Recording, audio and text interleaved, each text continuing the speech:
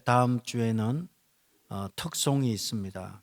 다음 주에는 이연내 사모 특송이 있고, 마지막 주에는 유아 세례식이 있고, 그날은 어, 이미성 권사님 로마서 8장 암송이 있습니다. 미리미리 준비해 주시기 바랍니다.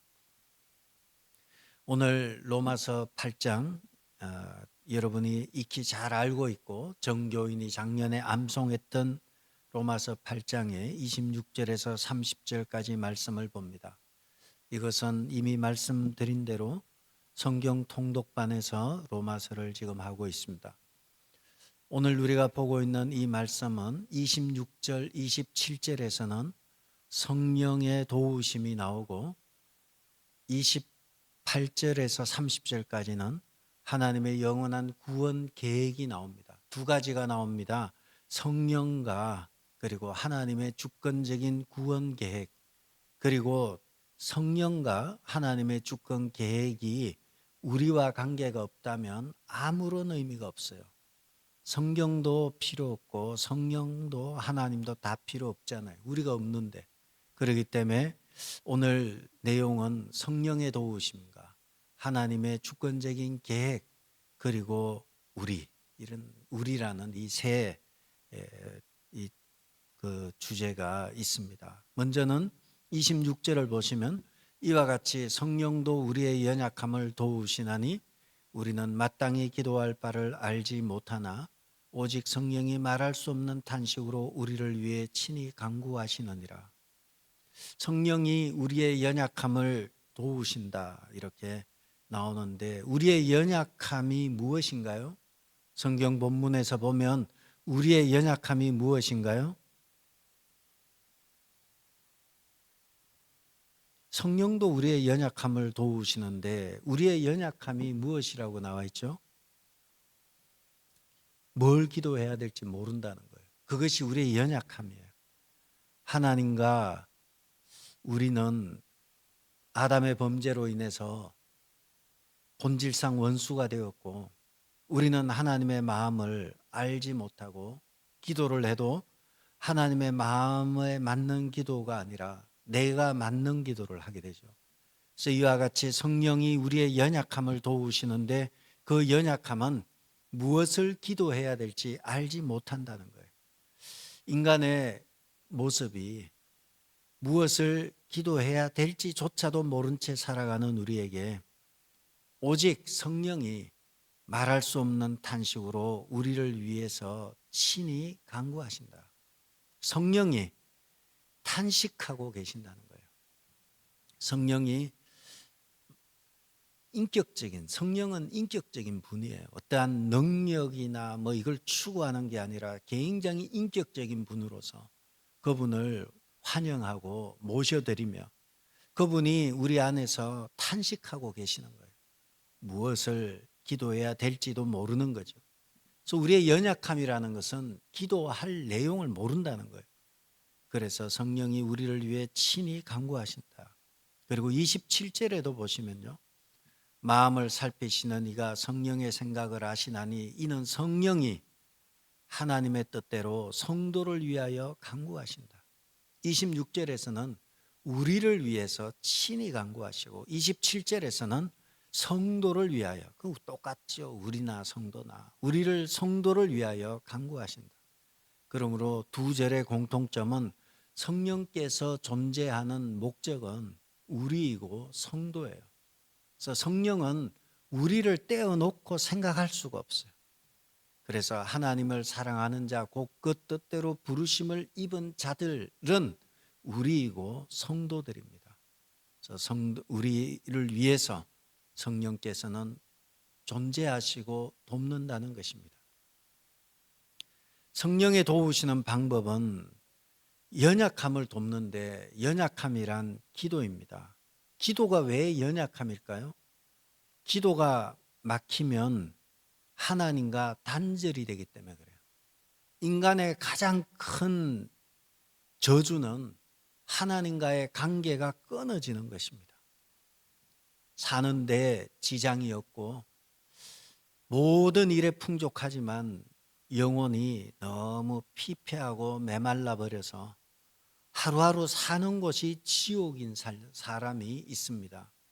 반면에 사는 거는 초라하고 보잘것없는데 하루하루 사는 것이 초막이나 궁궐이나 내 주 예수 모신 곳이 그 어디나 하늘나라로 살아가는 사람이 있습니다. 그 차이가 무엇입니까?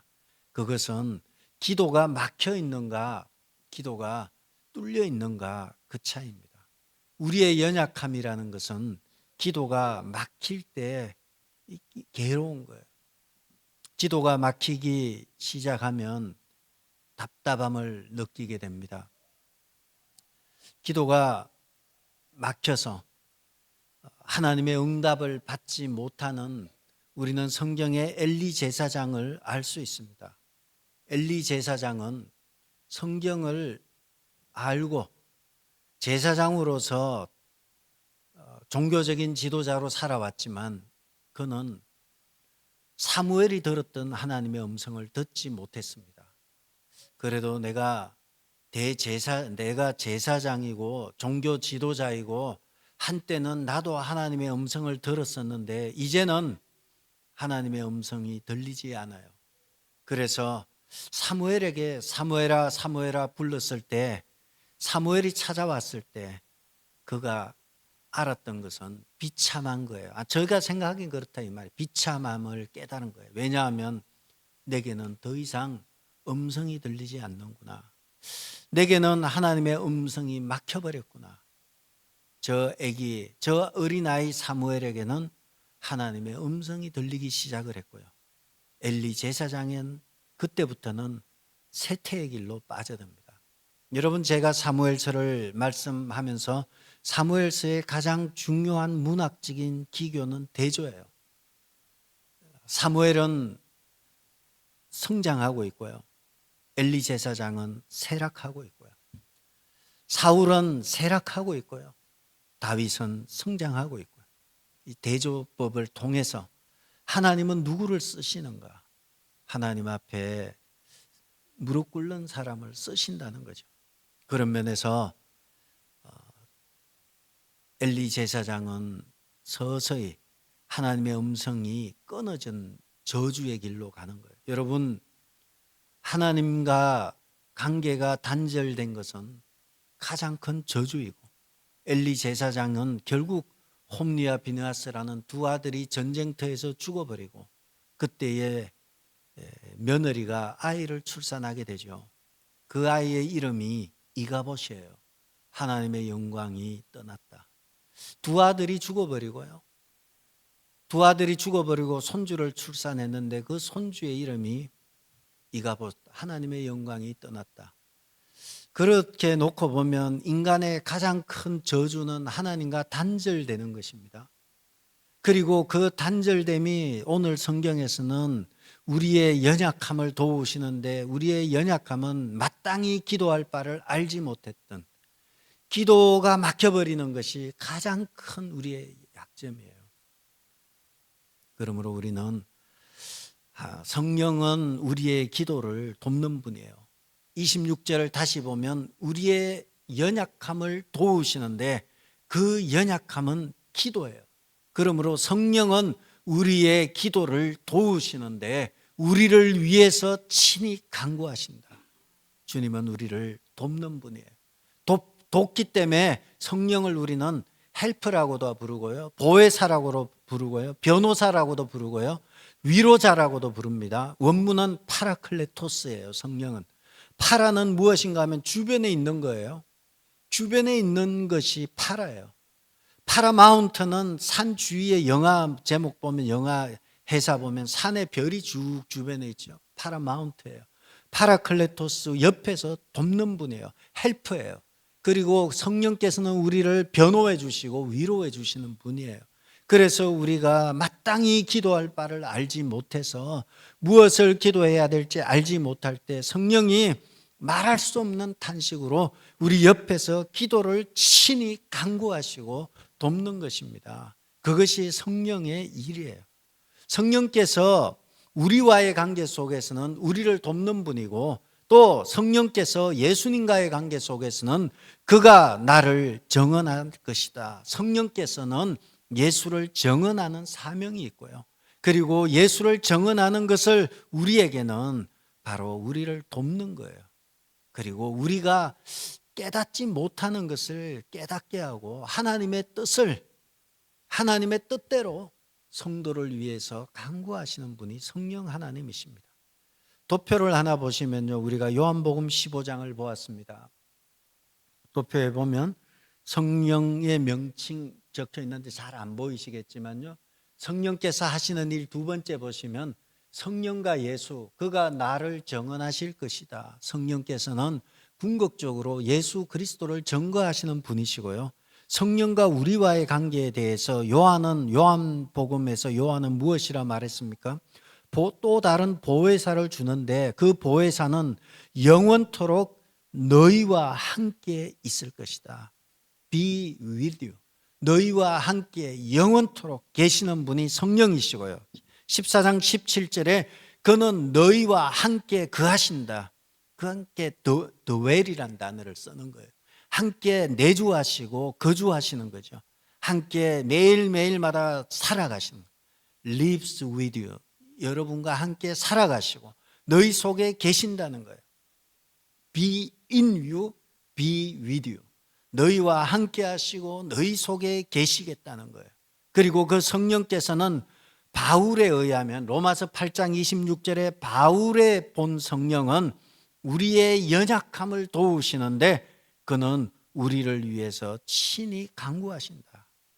연약함을 도우시고, 그래서 성령은 이것을 놓고 보면 성령은 우리 안에 계시고, 성령은 우리와 함께 계시고, 성령은 우리와 함께 영원히 계시며, 성령은 우리를 도우시는데 우리의 연약함을 도우시고, 기도가 막혔을 때 기도를 뚫어주시고, 그리고 성령께서는 말할 수 없는 탄식으로 우리를 위해서 내 안에서 그리고 나와 함께 영원히 계시면서 나를 위해서 탄식하고 기도하시는 분이 성령 하나님이십니다. 여러분을 돕고 계시는 분입니다. 그분은 뿐만 아니라 27절에서는 성령이 하나님의 뜻대로 성도를 위하여 간구하신다. 성령께서는 우리를 위해서 기도해 주시는데 하나님의 뜻대로 우리를 위해 기도하시는 거죠. 우리의 뜻이 아니에요. 우리가 가스레인지에 불이 있는데 손을 대는 걸 부모가 허락하겠어요? 우리가 물질을 추구해요. 그러나 물질을 받으면 쫄딱 망할 것을 안다면 어떻게 주겠어요? 하나님의 뜻대로 하나님의 영광을 위해서 가장 최선의 길로 인도하시겠다는 거예요. 하나님의 뜻대로 성도를 위해서 간구하시는 분이 성령 하나님이십니다. 우리가 마땅히 빌 바를 알지 못할 때 성령께서는 말할 수 없는 탄식으로 우리를 위해 친히 간구하시며, 26절이죠. 27절에서는 우리가 기도가 불완전하고 기도가 엉뚱할지라도 성령께서는 우리를 하나님의 뜻대로 기도를 인도하시는 것입니다. 여러분의 기도가 이상한 기도를 하시는 분들이 있어요. 그러나 걱정하지 마시기 바랍니다. 여러분이 이상한 기도를 하다가 어느 순간 성령께서 여러분의 기도를 인도하실 것입니다. 그래서 실수하고 자빠지고 넘어지고 쓰러질지라도 하나님께서는 또 이렇게 세워서 바른 길로 끌고 갈 것입니다. 성령께서는 가장 선한 하나님의 뜻이 우리의 삶 속에 이루어지도록 역사하고 계시는 것입니다. 그 성령께서 얼마나 기가 막히고 놀랍도록 역사하시는지 우리의 머리로는 이해가 안 돼요. 그러니까 이해가 안 되는 머리로 판단하는 것은 얼마나 어리석은지 몰라요. 어차피 우리는 이해가 안 돼요. 우리 머리로는 도무지 이해가 안 돼요. 그런데 이해 안 되는 머리로 엄청난 계획을 갖고 계신 하나님을 내 멋대로 판단하고 자로재는 것은 그는 믿음이 없고 어리석은 것입니다. 하나님의 하시는 일은 상상 밖의 일을 행하시는 분입니다. 어떻게 인도하시는가? 28절에 보시면 하나님이 어떻게 우리를 인도하시는가? 우리가 알거니와 하나님을 사랑하는 자 곧 그 뜻대로 부르심을 입은 자들에게는 모든 것이 합력하여 선을 이루느니라. 선을 이룬다 되어 있지만 거기 보면 God works for the good. 하나님이 모든 것을 하신다는 거예요. 모든 것을 하는 선을 이루는 것은 주어가 빠졌어요. 하나님을 사랑하는 자, 그 뜻대로 부르심을 입은 자들에게는 하나님께서 모든 것을 협력하여 선을 이루게 하신다는 거예요. 하나님이 만들어 간다는 거예요. 작품을 만들어 간다는 거예요. 가장 좋은 작품을 만들어 간다는 거예요. 때로는 고난이라는 것도 쓰기도 하고요.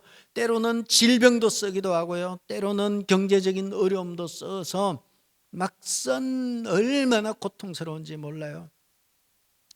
질병으로 인해서 너무너무 고통스러울 수 있고요. 그리고 경제적인 문제로 하루하루 사는 것이 막 힘들 수 있어요. 자녀의 문제로 막 뼈가 삭는 느낌을 가질 수도 있습니다. 그러나 그 모든 재료를 가지고 요리를 하시는데 마침내 그 다 만들고 나서는 하나님은 선하시며 그 인자하심이 영원함이로다. 하나님 앞에 그는 선하다는 것, 최선을 만들었다는 고백이 터져 나오는 것입니다. 하나님께서 우리는 그러므로 하나님 앞에 믿음을 가져야 돼요. 하나님은 가장 최선을 이루게 하시는 분이시다. 지금 내가 좀 어렵고 지금 내가 힘이 들지만 이것이 넘어갈 것이며 가장 최선이 될 것이다. 그 믿음을 가지고 살아가는 것입니다. 이솝우화에 보면 양치기 소년과 늑대 이야기가 있습니다. 양치기 소년이 너무 심심해서 늑대가 나타났다 거짓말로 소리를 쳐서 마을 사람들이 몇 번 그냥 따르다가 나중에는 진짜 늑대가 나타났을 때 도움을 청하였지만 아무도 믿어주지 않아서 모두 양들을 잃어버렸다는 이솝우화입니다. 여기서 중요한 내용은 무엇일까요? 거짓말하면 안 된다, 저는 그것으로 보지 않아요. 성경적인 관점에서 보자면 거짓말하지 맙시다가 아니에요. 누가 말하느냐가 전 중요하다 생각을 해요. 누가 말하느냐가 중요해요. 거짓말이냐 아니냐 그건 둘째 얘기예요. 누가 말하느냐. 거짓말쟁이가 말하면 제가 안 믿는 거예요. 오늘 우리가 보고 있는 말씀에 우리 이 말씀은 양치기 소년의 말이 아닙니다. 하나님을 사랑하는 자, 그 뜻대로 부르심을 입은 자들에게는 모든 것이 합력하여 선을 이룬다는 것은 전능하사 천지를 만드신 하나님 아버지의 말씀이며 약속하신 것은 반드시 목숨을 바쳐서라도 언약을 신실하게 지키시는 성실하시고 진실하신 하나님의 말씀입니다. 그분이 우리에게 말씀하셨습니다. 모든 것을 동원해서 가장 최선의 것을 내가 만들겠다. 하나님을 사랑하는 자, 아무한테나 이런 선물 주는 거 아니에요.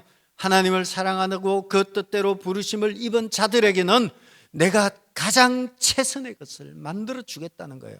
여러분 아프십니까? 여러분 병드셨고 경제적으로 어렵고 힘드십니까? 그러나 내가 하나님을 사랑하고 그 뜻대로 부르심을 입고 있다면 하나님께서는 내가 처한 현실이 어떠하든 가장 최선의 것으로 만들어 주실 것입니다. 그렇다면 우리가 해야 될 것은 내가 처한 현실에 사로잡히지 말고 내가 어디에 처했든지 하나님은 반드시 나를 일으켜 세우실 것이라는 것을 믿고 감사하시기 바랍니다.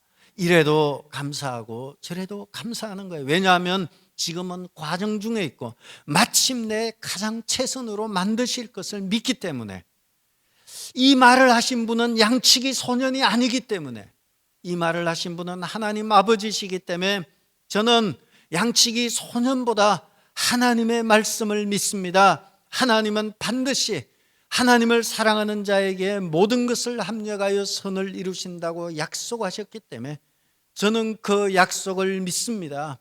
그러므로 지금 어려워도, 지금 내가 좀 힘들어도 저는 주님만 믿습니다. 환경을 믿지 않습니다. 이러한 고백이 우리에게 있어야 하는 것입니다. 그 하나님은 우리의 모든 구원 계획을 갖고 계십니다. 29절 보시면 하나님은 미리 하신 자들을 또한 그 아들의 형상을 본받게 하기 위하여 미리 정하셨으니 이는 그로 많은 형제 중에서 맏아들이 되게 하려 하심이라. 하나님이 미리 아신 자들, 이걸 예지라 그러고요, 그 아들의 형상을 본받기 위하여 미리 정하셨다, 예정이라 그래요. 하나님이 미리 아시고 미리 정하신 딱 이렇게 얘기하죠. 인생의 목적이 무엇인가 하면 미리 아신 자들을 그 아들의 형상을 본받게 하기 위해서 우리의 존재 목적은 그 아들의 형상을 본받는 것입니다. 그 아들의 형상은 예수 그리스도가 됩니다. 예수 그리스도의 형상을 담는 것을, 예수를 닮아가는 것을 꿈꾸는 것이, 이를 위해서 주님이 우리를 아시고 부르신 거예요. 그러므로 우리는 우리의 꿈이 있다면, 내가 꿈이 있다면 뭐 그런 노래도 있잖아요. I have dream, 그런 꿈 노래도 있잖아요. 아바의 노래에 보면 그냥 환상적이고 이런 거 아니에요. 그 꿈은, 오늘 이 꿈은 그리스도의 형상을 본받는 것이 우리의 꿈이에요. 주님의 형상을 본받는 것이, 내게 꿈이 있습니다. I have dream. 그 아바의 꿈이 아니라 그리스도의 꿈이 있는 거예요. 그리스도의 형상을 본받는데 어디까지 본받는가 하면 에베소서 4장 13절에 보면 그리스도의 장성한 분량이 충만한 데까지 이르는 거예요. 내가 온전한 사람이 되어서 그리스도의 장성한 분량이 충만한 데까지 이르는 꿈. 내가 죽는 날까지 그리스도의 삶을 사는 것이 나의 꿈이구나. 그래서 하나님이 나를 예지하시고 또 예정하셨구나. 두 번째 인생의 목적은 그로 많은 형제 중에 맏아들이 되게 하려 하십니다. 그가 누군가 하면 예수 그리스도예요. 예수 그리스도로 하여금 맏아들, 우리가 이렇게 맏아들 이러니까 아니 큰형 뭐 이런 생각을 하는데, 성경에서 첫 번째라는 것은 머리를 의미해요. 로시 하시나 할 때 우리 새해를 로시 할 때 머리라 그러잖아요. 하시나는 연이고요. 로시 하시나는 새해 첫날이에요. 이 맏아들이라는 것은 교회의 머리로, 하나님 나라의 왕으로, 인류의 구원자로, 그를, 예수 그리스도를 인류의 대표로, 구원자로 바꾸어서 보면 됩니다. 그러므로 우리 인생은 예수님의 영광을 위해서 우리를 주님이 구원하시고 정하셨다는 거예요. 우리가 이 땅에 사는 목적은 온전한 그리스도의 제자에 되는 것, 이 온전한 사람을 이루어 그리스도의 장성한 분량에 이르는 것은 제자 훈련은 교재에서 가장 제가 알기로는 중요한 단어가 온전한 사람을 이루어, 그래서 제자 훈련에서는 온전론이라는 단어가 나와요. 그래서 온전한 사람, 그것이 그리스도의 장성한 분량에 이르는 것이 우리의 꿈이 되고, 우리의 목적은 하나님의 영광을 위해서, 그가 모든 나라와 모든 근세의 모든 이름 위에 뛰어난 이름인 예수 그리스도의 나라, 그의 영광을 돌리기 위해서 우리를 정하셨다는 거예요.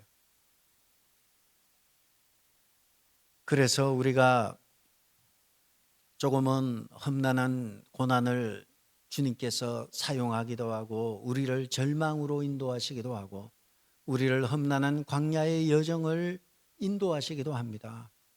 그러나 우리가 상황 가지고 얘기하면 안 돼요. 제가 몇 번 말씀드린 파도가 칠 때요, 위에는 난리가 났어요, 파도가. 근데 바다 밑에는 잠잠하대요. 그러니까 파도가 칠 때는 바다 밑으로 가라는 거예요. 위에 있으면 계속 휘둘리니까. 내려갔다 안 올라오면 큰일 납니다. 절대로 바다에 가지 마시고 물가에 가지 마시기 바랍니다. 여러분, 이 파도처럼 위에 있으면 오만 환경에 막 휘둘려 버려요. 그러나 그 밑에는 잠잠합니다. 우리가 이 상황을 보기보다는 지금 좀 막 난리가 난 것 같고, 지금 손해 나고, 지금 화가 나지만, 지금은 이해가 안 되고 납득도 안 되고 설득도 안 되지만 분명한 것 한 가지, 하나님의 신실하심. 하나님은 그를 사랑하는 자, 그 뜻대로 부르심을 입은 자들에게는 모든 것을 합력하여 선을 이루시는 그 하나님, 내가 알고 있는 그 하나님, 그 하나님의 신실하심만을 믿는 거예요. 환경을 믿고 환경의 노예가 되어서 안 됩니다. 이 모든 상황 가운데서 성령께서는 이 모든 인생에 그친 삶 가운데서 그 성령은 내 안에 영원히 함께 하시고, 그 성령은 내 안에 내주하시며, 그 성령은 내 안에 계신 성령께서 말할 수 없는 탄식으로 우리를 위해 친히 간구하시고 하나님의 뜻대로 우리를 위해서 간구하시는 것입니다. 그리고 마침내 최선으로 인도하시는 것입니다. 그래서 29절 30절에 보면 하나님께서는 미리 아신 자들을 또한 미리 아신 자들을 또한 형상을 본받게 하기 위하여 미리 정하시고, 30절에 가시면 미리 정하신 그들을 또한 부르시고, 부르신 그들을 또한 의롭다 하시고, 의롭다고 하신 그들을 영화롭게 하셨다. 미리 정하신 자들, 예지, 예정, 부르시고 소명, 그 부르신 그들을 의롭다 하시고 칭의, 그리고 의롭다고 하신 그들을 영화롭게 하였다. 영화해서 예지, 예정, 소명, 칭의, 영화에 이르는 구원의 사슬이 탄탄하게 나옵니다. 이것은 누가 했는가 하면, 여러분 여기에서 빠진 게 있어요. 29절과 30절에 빠진 게 있는데 이게 9번인가 한 5번 제가 파악은 안 했는데, 그 빠진 게 8번이네. 빠진 게 무엇인가 하면 하나님이 빠졌어요.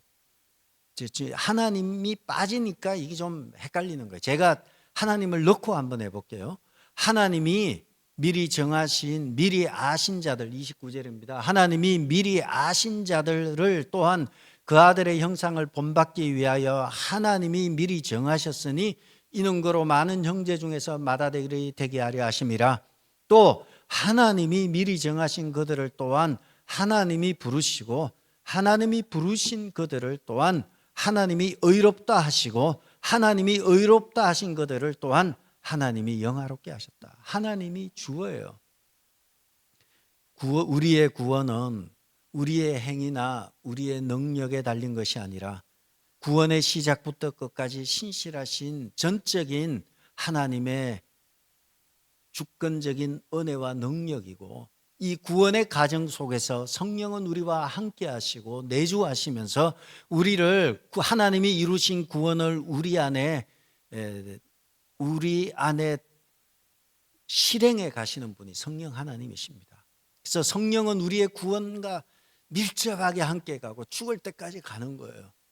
하나님께서 우리를 구원하실 때 갑자기 막, 하나님께서 그런 일은 없으시지만 충동적으로 계획도 없이 막 배타놓은 것 지키는 분 아니에요. 철저한 예지, 예정과 소명과 칭의와 영화, 이 모든 과정 속에 철저한 하나님의 계획하에서 이것이 이루어졌고, 그 구원의 여정 속에 성령은 우리를 떠나지 아니하고 끝까지 동행하시며 함께 하시며 우리로 하여금 말할 수 없는 탄식으로 우리를 위해 친히 간구하시는 분이 성령 하나님이십니다. 아무런 자격도 없고 또 잘난 것도 없고 제 가운데 있는 우리를 부르시고 마침내 영화롭게 하셨던 것입니다. 이 모든 과정은 주님이 주도적으로 끌고 가셨습니다. 심지어 대적하고 손에다가 못을 받고 머리를 때리고 침을 뱉고 욕을 하는 그들을 위해서도 하나님께서 그 구원의 일을 계속 진행해 가셨던 것입니다. 우리는 지금 말세를 살아가고 있습니다. 말세를 살아가는 우리는 상당히 불안한 세상 가운데 살아가고 있습니다. 여러분, 일본에 뭐가 홍수가 났나요? 중국에 홍수가 났나요? 지진이 또 어디 나가지고 난리가 나고 말할 가치도 없어요. 말세 지말을 우리는 살아가는데 하나님은 우리를 불쌍히 여기셔서 성령을 보내주셨습니다. 그러므로 모든 것이 불안한 가운데 심지어 나라는 존재의 생각과 나라는 존재의 결정도 불안정한 거예요. 뭐가 확실한 게 뭐가 있어요? 여러분이 생각할 때 확실한 게 뭐가 있어요? 확실한 게 뭐가 있어요? 여러분 나는 확실할까 생각해 보세요. 여러분 확실하지 않아요. 얼마나 많이 엉뚱한 짓 하고 사고 치는지 몰라요. 내가 나를 봐도 확실하지 않고요. 여러분 각자는 말할 것도 없고 뭐가 그렇게 확실해요? 뭐가 그렇게 믿을 것이 있어서 막 확신을 가지고 살아가요? 텔레비 보면 막 확신 있게 피 터지게 외치는 그 사람이 확실한가요? 확실한 척 하느라고 쇼를 하는 거예요. 확실한 게 하나 없어요. 뭐가 그렇게 확실하나요? 무엇 하나 믿을 것 없고 의지할 것 없어요. 가장 안전하고 가장 완전하며 가장 확실한 것은 우리 하나님이고요. 우리 하나님의 말씀입니다. 그것은 가장 안전하고 흔들리지 아니고 변함이 없습니다. 우리가 붙들어야 될 하나님의 말씀만이 진리이고 가장 확실합니다. 그러므로 하나님의 말씀을, 진리인 하나님의 말씀을 든든히 붙잡고 우리 안에 내주하시고 우리 안에 영원히 계시며 그리고 우리와 함께 살아가고 계시고 우리 안에 계시고 우리와 함께 계신 성령 하나님, 그 하나님이 나를 위해 탄식하며 기도하시는 우리의 구원을 돕고 계신 그 성령 하나님의 도우심을 구하며 흔들리는 세상 가운데서, 불안전하고 불안한 세상 가운데서 흔들림 없으신 하나님, 변함없으신 하나님을 믿고 성령 하나님을 의지해서 주님 오시는 그날까지 전진하고 전진하는 여러분 되시기를 주의 이름으로 축복합니다. 기도하겠습니다.